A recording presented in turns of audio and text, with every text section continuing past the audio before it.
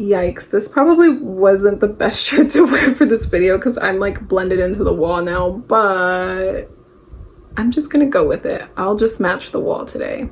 I finally finished reading 11/22/63 by Stephen King, and I want to talk about it. I'll start off by giving a general overview of the book. The main character, Jake Epping, is asked by a friend, Al Templeton, who owns a local diner where he lives, to go on a mission. And the mission is to time travel back into the past to attempt to stop the JFK assassination that took place on 11/22/63, which is the title of the book, obviously. Because Al discovered a time travel portal in his diner. So he asks Jake to go on this mission for him. That's like probably the most basic overview of the book. In the description in the book, it also mentions that he is a 35-year-old English teacher in Lisbon Falls, Maine, who makes extra money teaching GED classes.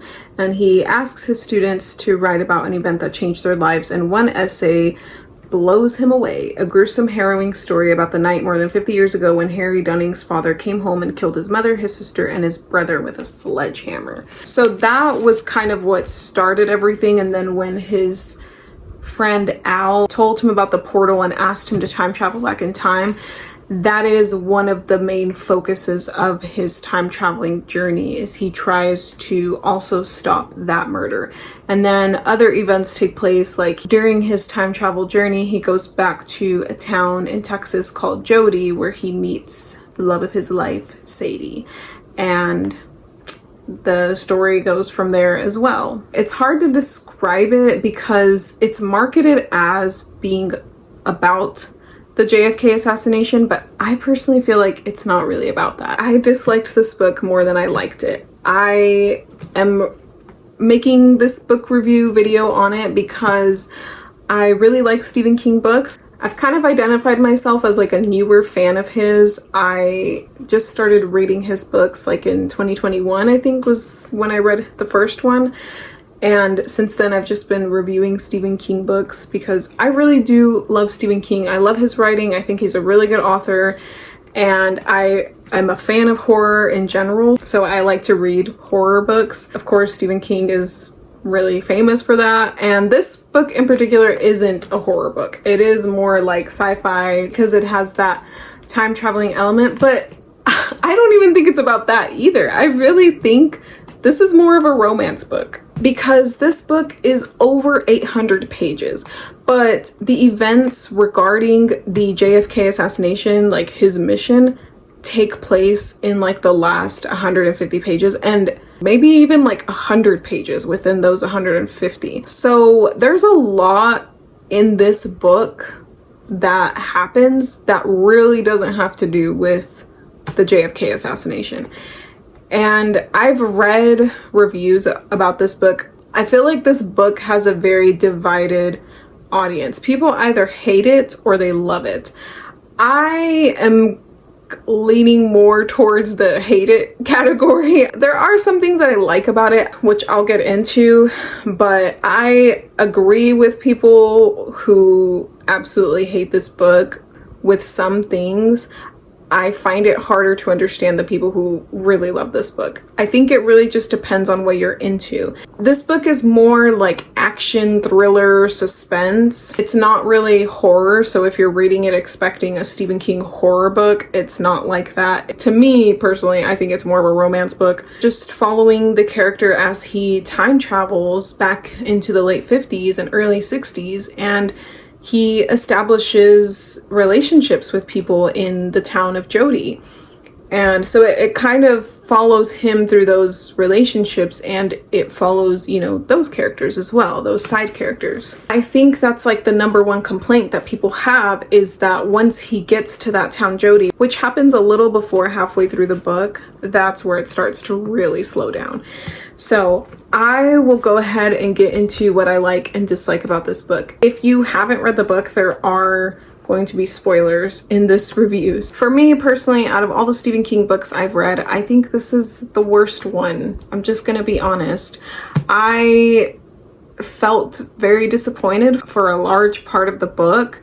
Of course, there are some things that I like about it. I think I primarily got really excited about this book because I had read a lot of the really positive reviews. And again, not that those reviews aren't valid. I think it really just depends on what you like in a book. But for me, I felt like there was more things that I disliked about it. So I'll start with the things that I didn't like about the book. That way we can end on a positive note for this video. The main thing that I didn't like about this book is that it was way too long. It was so excruciatingly painful at times to try to get through this book because it was so unnecessarily long.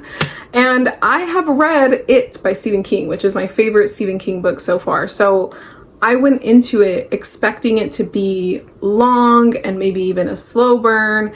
And I was fully prepared for that. I was okay with that because I had read It, and I don't remember ever feeling like it was too long. I remember feeling like everything included in the story added that much more depth and richness to the story overall.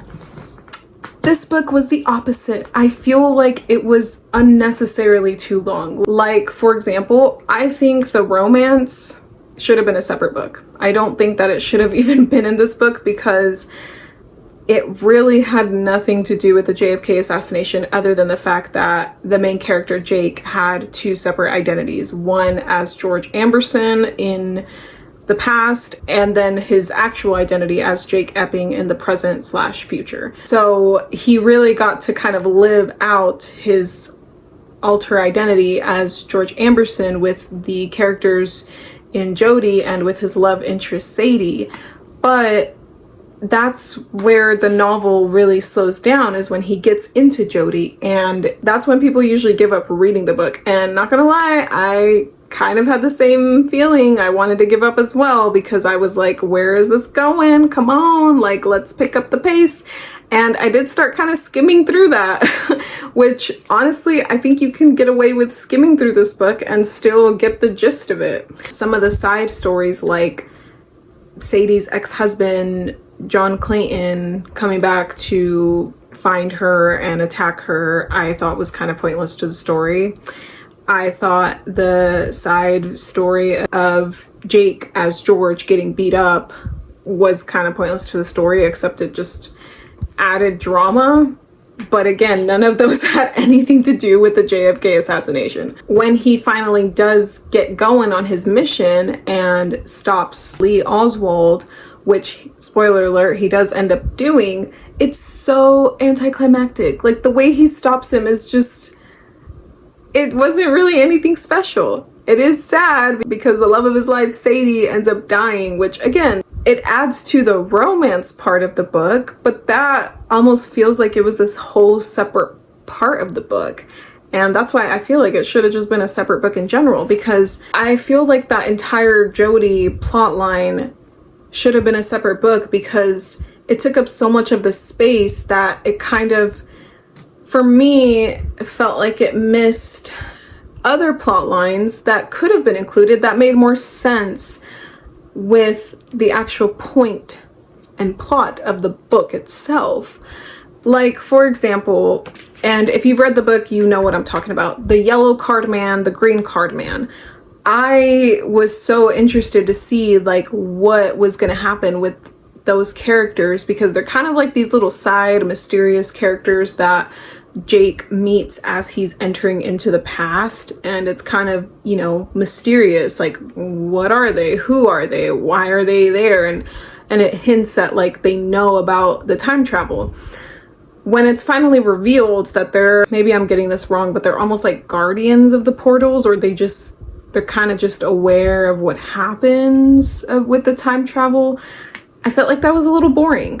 I personally suspected that when Al died in the book and he goes back to the past, and I don't know what color card man he was at that point, but when he saw that he had died as well, my brain went kind of like, oh, was that the younger version of Al? And then it was gonna like kind of tie into like Al was kind of in the past but also in the future, and this was like a different timeline of the past that Al could have gone down or something. I don't know. I thought that was kind of a missed opportunity. And I told my boyfriend that, and he was like, well, maybe Stephen King thought that would be too generic. And I was like, maybe, but also it would have made more sense to explore a timeline like that in a book about time travel, not a romance in a book about time travel. Just my opinion. And again, the completion of his mission in a way was kind of pointless because he just went back to reverse it. He did that for his love Sadie so that she wouldn't die, which is wonderful for a romance book, but a romance book separate from this book because it, for me personally, didn't really add much to the actual mission of the book. It did make for a great romance, but a romance that felt a little bit out of place in this book. Another plot line that I think could have been explored in all these pages of this book that wasn't was the aftermath of what would have happened if the JFK assassination was actually stopped. When he comes back to the present slash future after he stops Lee Oswald, it's implies that it's a very dark timeline, and I wish that that would have been explored more. I wish that we could have seen more of what could have happened to the world. I think Stephen King, with as creative as his mind is, could have really like fleshed out a very vivid world of what could have been, and I just feel like that was another missed opportunity, just in my opinion. I also feel like Jake's character was written in a way that felt a little bit shallow. It reminded me of how sometimes female characters in movies or books are written in a shallow way because their purpose is only to be a romantic interest. That's kind of how I felt about Jake. His character doesn't really develop as much until he meets Sadie. He's almost kind of like a puppet for Al, and he's kind of just driven by like his missions. Maybe other people might disagree, but I just feel like you don't really know much about him besides he writes and that he had an ex-wife that had a drinking problem. But other than that, you don't really know much about him except that he loves Sadie in the book. I feel like you don't really see a lot of like the introspective awareness from his character until you get to the end after he stops Oswald and when he's being interrogated. I think that's when I first started feeling like he has a little bit more awareness. And then also when he comes back to the future slash present after he stops the assassination, and he kind of recognizes his distinct identities like Jake Epping and George Amberson. He recognizes that there's a different feeling to them both. I thought that was really cool. And again, another missed opportunity that could have been explored just to add more depth to the main character, who I feel like didn't really have much depth, in my opinion. So those are all the things that I didn't really like about this book. I will talk about the things that I did like, because again, I really love Stephen King's writing. Like, as boring as this book was, there were still points that I thought were interesting, and there were still some of those moments of like the thrill and suspense and horror that Stephen King is great at. The romance was very sweet in some ways, and the way that it ended was very bittersweet. The romance parts did make me a little teary, like twice in this book. So the romance was really sweet. I almost just wish that it would have been a separate book, because I feel like we could have gone into even more depth with that part of the book, but just separately. And while I did start skimming certain parts of the book, about 3/4 of the way into the book, I don't think I skimmed over the romance parts, like the parts with him and Sadie, because I did enjoy that storyline for the most part. And I did like how his identity as George Amberson was written in a kind of mysterious way. I liked how it included people's suspicions of him and people being mistrustful. I loved when he was in Derry. I liked the whole plot line of him stopping the Frank Dunning murder. I think that's pretty much the only part in the book where you see Stephen King's strengths as a horror author really shine, because I personally found like the graphic, gory details of that murder kind of scary. And I really liked the suspense and thrill of him stopping that murder as well. And before reading this book, I had known and read and heard that Stephen King does tie in his past books into like future ones or current ones that he's writing. So some of them are connected in certain ways. And this one references it because he's in Derry and he talks about like how that town is very dark. Beverly and Richie from It make an appearance in this book. And I swear to God, I almost burst with tears of happiness because I love the characters of It. And Beverly and Richie, if you don't know, are two of the members of the Losers Club, which is the 7 main kids of It. They have formed a little group and they call themselves the Losers Club. That book makes me so happy. Those characters make me so happy. I love them so much. So when they made an appearance, I was so happy about that. That was honestly probably my favorite part in the entire book. Lastly, I liked the descriptions of what life was like back then in the late 50s, early 60s, where he time traveled to.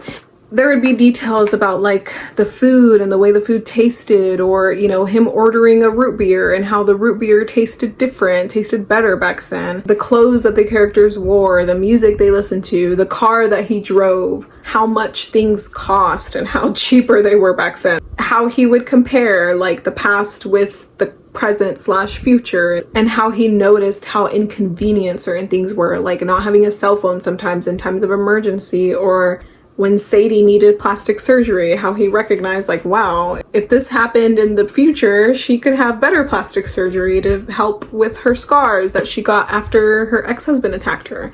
And honestly, those were the main things that I liked about the book. I overall would rate this book maybe like a 2.5 or 3 stars out of 5. I think I would rate it like a 5 out of 10, if that helps make it clear at all. Those are my overall thoughts about 11/22/63. If you have read this book, let me know what you think about it. Let me know what your favorite Stephen King books are. Again, this one's probably my least favorite so far that I've read. I haven't read a lot of Stephen King books, but I want to eventually get to at least most of them. Let me know what this one ranks for you in your list of favorite to least favorite Stephen King books, because I'm definitely interested in what other people have to say about it, especially because this book, from what I've seen and read, has created such a divide among readers. I hope you like this video. Let me know what you think, and thank you for watching.